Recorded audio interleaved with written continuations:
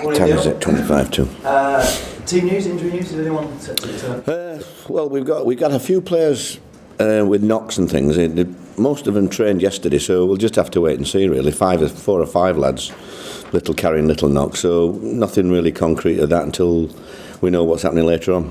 And is there some good news on Kenneth Hall? Yeah, he's looking. I mean, what do you do? He's looking sharp again. He starts full-time training next week.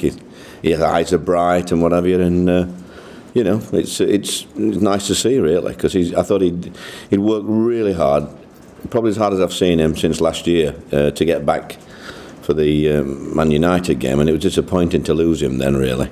Have you got a return date for him? Yeah, I think he'll be struggling Saturday next weekend. I think he might get on the bench, but I'd definitely, obviously after the 10 days after Arsenal. The fact that he's close to returning, does that change your plans for the transfer window at all? No, I still lack another striker in, even with the lads that are here. It's because of something like this might happen again. We're very thin on the ground really in that area. That's why we've got to try and get more goals into the team. And how is that hunt going? Is the deal for Emiliano Sala still alive? Not really. Well, at the moment it's very up in the air really. I think there's a number of players we're looking at, especially in the French market, but nothing concrete at all really. No, nothing untoward. Just got to get on with what we've got. Did you fly out to France? Is that right? That's right. Yeah. Did you speak to him or just the club? Or? I spoke to the owner. Yeah, the owner of the club and his son. Got 1 or 2 decent players there as well. What seems to be the sticking point with the Salah deal? Well, I think that's between us, really. I don't want to go into details on that, but he's one of a number that we've looked at. And the game the other night, even though Salah was playing, there was 2 or 3 other players that we were looking at the same time. It was a very good game, really. Apart from get a man sent off after half an hour. If Salah could still happen, then you're still hopeful. Anything could happen. I'm not written anything off, but I'm not optimistic about anything. I have nothing concrete with anybody because like you saw the other night, I was down the line with another lad and that fell through at the last minute. So, things change all the time. It's the worst window ever, the January window for any managers really, because you've got that many agents. I mean, I had one player last week recommended to me by 5 different agents. And who do we deal with? They all telling me that they're representative. They're his number 1 agent. 5 of them. Well, they can't all be. It's that's what brings the agents into bad reputation. Really, it puts the good ones at risk really, because you just don't know what you're dealing with. Is Adrian Tamezi one that you're looking at? Yeah, we looked at him. Yeah, but at the moment that's not a goer. And Clinton and G? It's easy for you to say. What's his name? You've got to look down at your screen, haven't you? I don't know about my French. No, he's probably one of the many we've looked at. I'm not really looking at wide players, if I'm honest. We've got enough to work on to get the players in that we need. I think that's sort of the least of our worries, really, wide players. Why is it so hard to bring players in this window? Well, because clubs are always trying to get the best deal, players are always trying to get the best deal. The same clubs are chasing the same players. Numerous reasons, really. But you haven't got to let it, you've got to work hard to try and do it, but then you've got to make sure you get your rest for the games, because the games are important. The games coming up, they're important to us. So from a manager, you can't waste all your time on that, and we've given it a right good shot, and we haven't managed to get any over the line. So we have to move on to that, from there. Do you think it'll go all the way to deadline day? I would imagine so, the way it's looking at the moment, yeah. Just on Huddersfield, huge game. David Wagner says it's must-win for them. Is it the same for you? Well, I don't think it's the same for us, no, but I understand his sentiments, and I think when you play teams in the bottom half of the table, they're all sort of must-win games, I think. And tomorrow's no different, really. It's what they've done in the last 3 years has been phenomenal, and we're trying to actually do that, Just on the subject of Huddersfield, David Clark has been saying that he takes full responsibility for the fact that they're in the position that they're in. I appreciate as managers you always act as a sort of bit of a buffer zone for your players, but do you think he's being a little bit sort of hard on himself with that? Because players have to take an equal amount of responsibility, don't they? No, yeah, I wish it were like that, yeah, but in an ideal world it would be lovely, that. But players, I've been there, you look after yourself, really, as a player. I think the dressing room helps us with the spirit that we've got. But it's at the end of the day, the manager, you can't change 20 players, you change the manager, don't you? Like Forest have done this morning, haven't they? So it's one of those things. You know what the game that you're in, and sometimes I think people look at the grass is not always greener, really. I mean, the easiest thing is to get rid of the manager, isn't it, and bring a manager in. But does that always solve the problem? Sometimes it does, sometimes it doesn't. And you said that players will tend to concentrate on themselves. I appreciate what you're saying there, but do you ever want to send a message out to players? No, I'm not talking about your players specifically. But do you ever want to send a message out to players saying, you have to step up and take responsibility, and you can't expect this guy at the top, who it is easier to get rid of, to always be taking the flak? Not really. I think as a manager, you're dealing with that all the time in the week and on a match day. You're dealing with the squad of players anyhow, so you don't have to say you've got to step up a gear. You know whether you've got the best out of them. I think if you know that you're getting the best out of what you've got as a manager, that's all you can do. It may be that as happened to us at certain times, we played against teams with far more ability than us, and they've ripped us apart, really. So you can't do too much about that. That's where we are, I'm afraid. But the lads have never disappointed me in effort-wise at all. Yeah, we disappointed me in ability at times, but I'm never. I can't say that my lads have let me down effort-wise. So that's a pleasing thing for me. So you can't do that. I think that we're still in that catching up business, really. From that, like I said, we're always a window behind because we've gone that quickly. But we've still got a decent reward for the games we've had, and we've got to look forward to the second half of the season and say, can we do it again? Can we improve? And if we don't get any players, then hey ho, it's another story, isn't it? We have to move on and use the lads that are here. Does it always feel like a mountain to climb from your perspective? I mean, I know you relish a certain amount of challenge, but does it feel like the mountain gets a little bit steeper every time? I do feel like I am. It's like climbing a mountain with butter on your hands. I think that's how I would say it. One day you think you're almost there, and then you slide back down. That's about probably the best way of putting it, because you get your hopes built up. People say yes, that's a done deal, and then all of a sudden the next day it's not a done deal. It's what do you say? You've got to learn to live with that, really, and that's why you've got to say, right, we don't get any players in, we've got to get points with what we've got and continue with the miracle, really, and the lads are brilliant, have nothing to doubt them, and if I was going in the trenches I would like them alongside me, so there's a lot worse situations than ours. Yeah, absolutely. Just ask a couple of questions from me. In terms of the Huddersfield game, mentally, how do you prepare the players? I mean, I know if you're coming up against one of the top 6 sides, there's going to be an element that you can say pressure is slightly off because nobody expects Cardiff City to win. A game like this with Huddersfield, the expectation is that Cardiff City are going to win, and I wonder whether mentally that makes it more difficult for the players, or whether that gives them confidence. Probably, yeah. I mean, I honestly don't. I'm not aware of that. I think it's the same for managers and staff when you're approaching, when you approach a team like Man City, you try and keep the score down, don't you? Looking at the way they're playing at the minute. So I suppose it's different. Anybody outside the top 6, I think, is a winnable game. So you've got to prepare your lads right and hope that you come off, and you've got to have a bit of luck injury-wise. You've got to have your main players available, and then it's down to on the day. I mean, at our place, with the crowd behind us, anything's possible, really. We've just got to, we have got to take more of our chances. We've slipped back a little bit in the last few weeks. So that's probably the biggest disappointment for me, especially like even in the cup match. So many opportunities and not taking one of them. It's disappointing, really. Just getting the impression from you that you don't like the January transfer window. If the power were in your hands, would you get rid of it? Yeah, I would this year. Yeah, for definite. Yeah, I can't see me doing another January window, if I'm honest.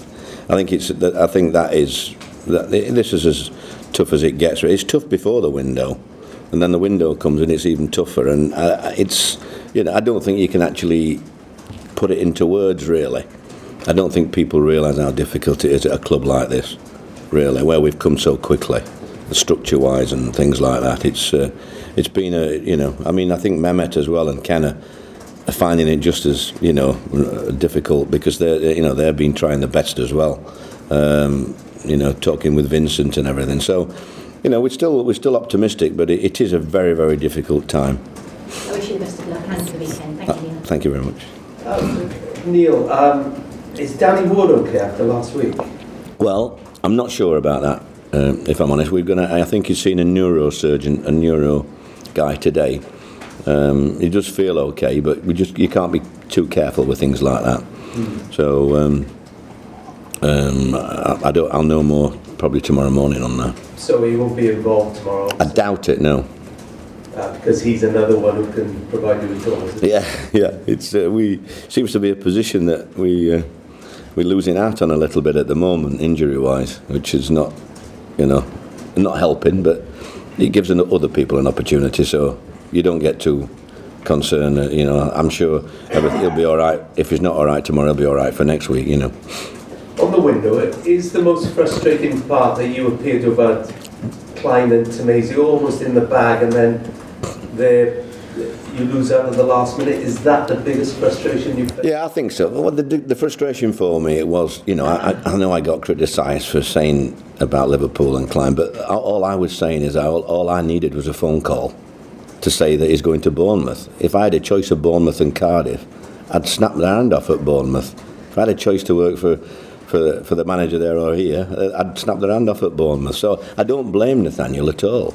But I just feel if a phone call from him or Liverpool would have come in, I probably would have had 3 more targets on loan that I could have got, which I didn't use because I'd already thought I used my second loan up with Nathaniel. So that's the biggest frustration for me. I don't blame him for going there at all. It's a great club and they're established.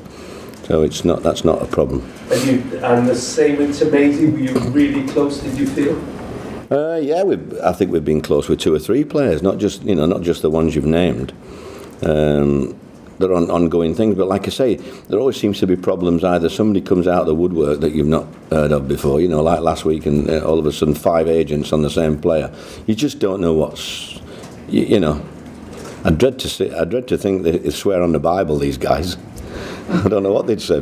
They'd probably get done for perjury. Is it perjury? Because you said earlier, Tamesi, is it off? Yeah, it is at the moment. Salah, not looking likely at the moment. You almost have to qualify everything, don't you? Because you've been in enough windows to know that suddenly one of those deals could be back on by the end of... They could. I mean, I don't know. Honestly, I don't think I can say anything to you people and really journalists until we've got somebody actually signing a contract. Because I just don't think anything can be done in this window. There's that many people involved. And at the same time as they're talking to me, their agents are pushing them to 5 or 6 other clubs in the Premier League and the Spanish leagues and Italian leagues. They're trying to get the best deal for themselves. So, you think that they're doing you a favour, but behind the scenes, they're all trying to get them the best deal they can, So, and I don't really want players just to come for the money, if I'm honest. Well, whatever we are, I think we're a great club, got a great fan base, and why spoil it? If we've got to go with what we've got, I've renowned myself now. I'm not going to lose any more sleep over it. It's going to be twice as difficult the second half of the season with the squad we've had, but hey ho, why not? Let's we've got a great fan base. They'll get behind us, I know they will. So we've overcome that many obstacles since I've been here in just over 2 years. I just think we've just got to continue with what we've got and not worry about the outside. Almost, just stick together really. Thank you. Over to France. Sorry. Does that suggest that the Salah one is not completely off the agenda? Well, nothing's completely off the agenda, But the things quite a few things would have to change for it to be back on. We just have to see now. Like I say, we have moved on. There are. I think we've got probably 5 targets hopefully to get 1 striker now, whereas last week we only had 3 real major targets. Are you with me? So possibly a little bit more opportunities. But then we have to get him over the line as well, you know. So it's not straightforward. And if you could only get one, a strike is what you'd really... Yeah, I think so, yeah. Do you, the way you're talking, do you feel that the club's position in the league is a contributory factor to missing out on targets? Or is it maybe that you're so new that it was unexpected last season and that's the factor? In other words, you're not like Newcastle, established Premier League that's struggling. You're a club up first season. Yeah, I think it's bound to be like that, really. You look at the clubs, and we all know we're favourites to get relegated, and players look at that. But I think it's a wonderful opportunity, especially if you can come on loan. If somebody can come on loan, what a way to put yourself in the shop window like Victor has. I mean, Victor has everybody chasing him now, you know, quite rightly so. His stock's gone up no end, and it will continue in the second half of the season. So it's a good opportunity for good players to put themselves in the window, really. Think Victor's going to get himself a big move at the end of the... I would imagine so, yeah, deserves it as well. I think he's a top player. He's already had, you know these things work. The agent's already been on saying there are people interested at the end of the... Well, I speak to the agent. He was a very, very good bloke, by the way. He helped us get Victor in the first place, and he's a super chap, and, you know, he helps me with players abroad as well, who I'm looking at.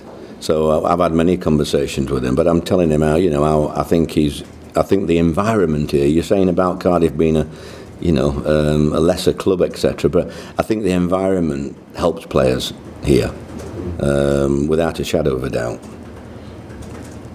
Patience is going to be a virtue then in this window, isn't it? For the fans as much as anything, because you said before the window started, ideally I'd like someone in before Huddersfield.